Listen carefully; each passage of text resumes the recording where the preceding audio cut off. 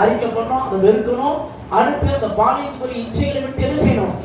ஓடணும். நாலாவது என்ன செய்யணும்னா, வேதம் சொல்லுகிறது, சகரியா எழுதின தீர்க்கதரிசன புஸ்தகம் 4ஆம் அதிகாரம் 6ஆம் வசனத்திலிருந்து, செருபாபேலுக்கு சொல்லப்படுகிற கர்த்தருடைய வார்த்தையினால் பலத்தினாலும் பரக்கத்தினாலும் என்னுடைய ஆவியினால் அவனுக்கு சேவைகளை கர்த்தர் சொல்லுகிறான். அவன் தலைக்கலை கொண்டு வருவாங்க, கிருபி உண்டாவதாக கிருபி உண்டாவதாக என்று என்ன செய்வார்களாக?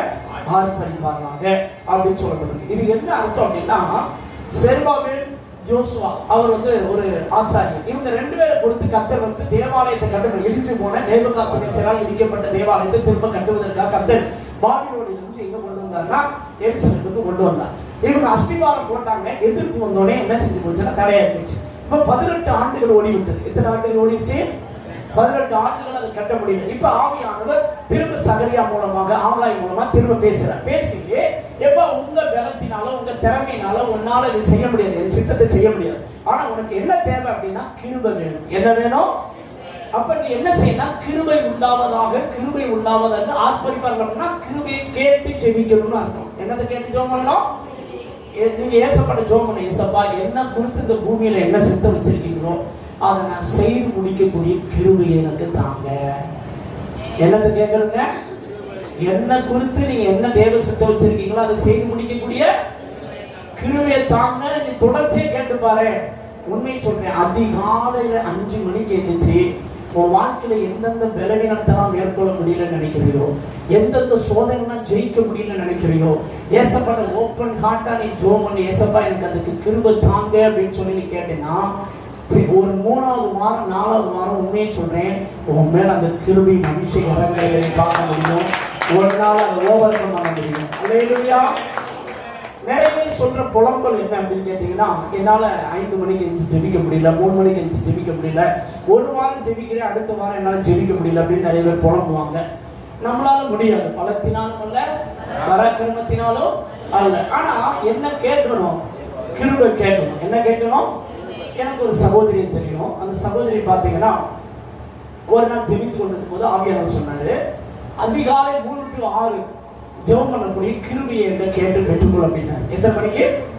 3 மணிக்கு. சரிதானா? இப்ப இந்த சகோதரிக்கு ஆவியானவர் வெளிப்படுத்தினோடனே தொடர்ந்து ஜெபம் பண்ண ஆரம்பிச்சாங்க. ஒரு 3 வீக் அப்படி ஜெபம் பண்ணியிருந்தாங்க. ஜெபம் பண்ணும்போது அந்த அபிஷேகம் என்ன செஞ்சதுன்னா இறங்குச்சு. இப்ப நான் அவங்கள பாக்குறேன், அவங்க நைட் 12 மணிக்கு படுத்தாலும் 3 மணிக்கு எழுச்சுவாங்க, 2 மணிக்கு படுத்தாலும் 3 மணிக்கு எழுச்சுவாங்க. எந்த டைம்ஸ் வராது, அவ்வளவு நேரம் ஜெபம் பண்ணி தான் படுக்கிறாங்க. கர்த்தருடைய கிருபையோட இருக்கிறாங்க. அல்லேலூயா.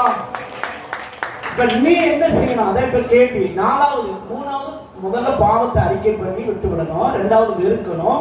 3வது பாலியத்துக்குரிய இச்சைகளுக்கு விலகி ஓடணும். 4வது கிருபை கேட்கணும். என்ன கேட்கணும்? எது உன்னை மேற்கொள்ளுதுன்னு தெரியுதோ, எந்த பாவம் உன்னை மேற்கொள்ளுன்னு தெரியுதோ, எந்த சோதனை உன்னை ஜெயிக்குதுன்னு தெரியுதோ, எந்த காரியத்துல நீ உட்கார்ந்து இருக்கன்னு தெரியுதோ, அதை ஏசப்பா இதை மேற்கொள்ளக்கூடிய கிருபை எனக்கு என்ன செய்யும்? குறிப்பா சில அசுத்தாவிகள் சிலரோடு போராடிக்கிட்டே இருக்கும். உனக்கு தெரிஞ்சுக்கோங்க, அந்த அசுத்தாவி போராடுதுன்னா அதுக்கு என்ன அர்த்தம் அப்படின்னா, நீ அதை ஜெயிக்கணும் அப்படின்னு கர்த்தர் உனக்கு அர்த்தம் வச்சிருக்காருன்னு அர்த்தம். என் வாழ்க்கையில் நடந்தது சொல்றேன். இப்ப ஊழியத்துல இருக்கிறோம். என்னுடைய வாழ்க்கையில பாத்தீங்கன்னா சில அசுத்தாவியுடைய போராட்டங்கள் எனக்கு ஆண்டவர் ஊழியத்துல வளர்ச்சிக்காக சில அசுத்தாவியை அனுமதிக்கிறார். அப்ப நான் ஆண்டவரிடத்துல ஜெபம் பண்ணா பாத்தீங்கன்னா சில வேளையில நான் ஃபைட் எல்லாம் பண்ணியிருக்கிறேன். ஃபைட் பண்ணி சில வேளையில பாத்தீங்கன்னா நெசத்துக்கு சண்டை போட்டா எப்படி இருக்கும் அப்படி படுத்துக்கிறேன். என் மனைவி தெரியும். அப்படி பிளாட் ஆயிடும். ஜெபம் பண்ணி இருக்கும்போது என்ன ஆயிடும்னா பிளாட் ஆயிடும். நெச சண்டை போட்டா என்ன டைம்னு சொல்லுவோம், அந்த சண்டை வந்துடும். அவ்வளவு டைம்னு சொல்லுவாங்க. நிறைய வேலைகள் அப்படி போராடி போராடி போராடி எவ்வளவோ அசுத்தாவியில கர்த்தருடைய கிருபையினால ஜெயிச்சிருக்கு. இதெல்லாம் எதுக்கு ஆண்டவர் எனக்கு சொன்னார்னா, நீ இதை ஜெயிக்கும் போது நான் உனக்கு அதிகாரத்தை என்ன செய்யணும்னா அதிகமா கொடுப்பேன், உன்னை ஊழியத்துல பயன்படுத்த அந்த லெவல் அப்படி கர்த்தர் சொல்லிட்டு இருந்தார். இப்போ ஒரு லெவல் வரைக்கும் கர்த்தருடைய கிருபையினால ஜெயிச்சிருக்கு. ஆனா ஃபைனலா இப்போ ஒரு அசுத்தாவி நிக்குது. அந்த அசுத்தாவி எனக்கு நிக்கிறது எனக்கு தெரியும். அதுல நான் போராடிட்டு தான் இருக்கிறேன். கர்த்தருடைய கிருபையினால எவ்வளவு ஜெயிச்சிருக்கோம். சரிங்களா? ஆனா எனக்கு ரொம்ப போராட்டனோடனே தாங்க முடியல. ஆண்டவர்கிட்ட அழுதேன், ஆண்டவரே தயவு செய்து இந்த சோதனைக்கு ஒண்ணு என்ன செய்யணும், எண்ணி எடுத்துக்கொள்ளுங்கன்னு கூட கேட்கிற லெவலுக்கு வந்துட்டேன். நான் செத்தா தாவல அந்த லெவலுக்கு வந்துருச்சு. வேதனை பார்த்தீங்கன்னா அவ்வளவு வேதனை, அவ்வளவு அழுகு. ஏன் ஆண்டவரை இதை அனுமதிக்கிறேன் அப்படின்னு சொல்லி வேதனை. அப்படி நான் ஒரு நாள் அழுகிறேன். அழுதுட்டு நான் படுத்துட்டேன். கனவுல தெரியுது. கனவுல தெரிஞ்ச இயேசு கிறிஸ்து உட்கார்ந்துருக்காரு. அவருடைய கைகள் 2 கரங்கள் நீட்டப்பட்டிருக்குது. நான் என்னுடைய முகத்தை இயேசுடைய கரத்துல வச்சு அவளுகளை ஏங்கி ஏங்கி ஏங்கி என்ன செய்யறேன், அழுகிறேன். நான் என்ன நினைக்கிறேன்னா, கவலைப்படாத மகனே, அந்த பிசாசு உன் வாழ்க்கையிலே வராது அப்படின்னு சொல்லுவாருன்னு நினைச்சேன். ஆனா அவர் ஒண்ணுமே சொல்லல. என்ன செய்யல? அவர் சொன்னது என்ன தெரியுமா? நீ தாங்க ஜெயிக்கிற ராஜா, நீ ஜெயிச்சாதான் நான் உன்னை பயன்படுத்த முடியும். இப்ப நான் உனக்கு வச்சிருக்கிற இந்த பிசாசை நீ ஜெயிச்சிட்டேன்னா நான் உன்னை எந்த போஸ்டிங்ல பயன்படுத்துறது தெரியுமா? கான்ஸ்டபிள் போஸ்டிங் இல்ல, பெரிய ஐபிஎஸ் ஐஏஎஸ் அதிகாரி இருக்காங்க அந்த போஸ்டிங்ல நீ வந்து என்ன செய்ய முடியும் அப்படின்னா, அப்படி கண்டெடுத்து சூட் பண்ணாலே வைக்கிற விடுமா, உன்னை கண்டாலே உன் பேரை கண்டாலே நடுமா. அந்த மாதிரி அந்த டெஸ்ட்டுக்கு நான் உனக்கு வச்சிருக்கேன் அப்படிங்க. அந்த டெஸ்ட்டுக்கு என்ன வச்சிருக்காரா? இப்ப இதுக்கு என்ன செய்யணும் கேள்வி. இதுக்கு நானும் அழுது பார்த்துட்டேன். கடைசியில் ஒரு ஊழியக்காரர் வந்தார். அவர் பேசுறார், நீ என்ன அழுது அந்த பிசாசை ஜெயிக்க இயேசு உனக்கு உதவி செய்ய மாட்டார் அப்படின்ட்டு. என்னடா இது பெரிய கொடுமையா இருக்குது அப்படின்னு.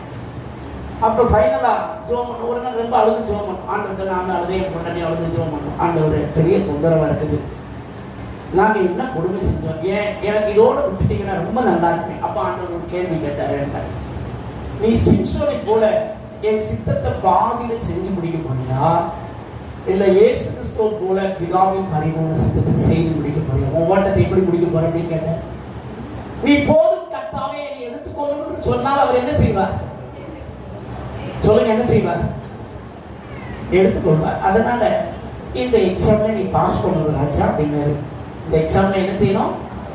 பாஸ் பண்ண போறியா, இல்ல சிம்சோனை போல பாதியோடு தேவ சித்தத்தை செய்து என்னை நினைத்துக் கொள்ளும் ஆண்டவரை நினைத்து பரலோகம் போக போகிறாயா அப்படின்னு கேட்டோம். கொடுமையாத்தான் இருக்குது, என்ன பண்றது? அவன் வச்சுட்டாரு, ஜெயிச்சுதான் ஆகும். இப்ப இதுக்கு என்ன செய்யணும்? அதான் இப்ப மேட்டர். இப்போ உங்க வாழ்க்கையில இது போல எல்லாருடைய வாழ்க்கையில சில பிசாசு போராடுவான், புரியுதா? அதை நீ என்னதான் இயேசு நாமத்துல போன்னு சொன்னாலும் அது என்ன செய்யாது, போகாது. அது எப்போ போகும்? அதுக்கு நமக்கு மேட்டர். இப்ப என்ன கேட்கணும் அப்படின்னா, எனக்கு நீங்க வச்சிருக்கிற இந்த அசுத்தாவை ஜெயிப்பதற்கு எனக்கு என்னதாங்க? கிருபை தாங்க. என்ன கேட்கணும்? என்ன கேட்கணும்? கிருபையை கேட்டுட்டீங்கன்னா கர்த்தருடைய ஆவியானவர் அதுக்குரிய பலன் உனக்கு தருவார். நீ எளிதா என்ன செய்ய முடியும்? தாண்டி போக முடியும். நீ ஜெயிச்சேன்னா உனக்கு ப்ரமோஷன் கிடைக்கும். என்ன கிடைக்கும்?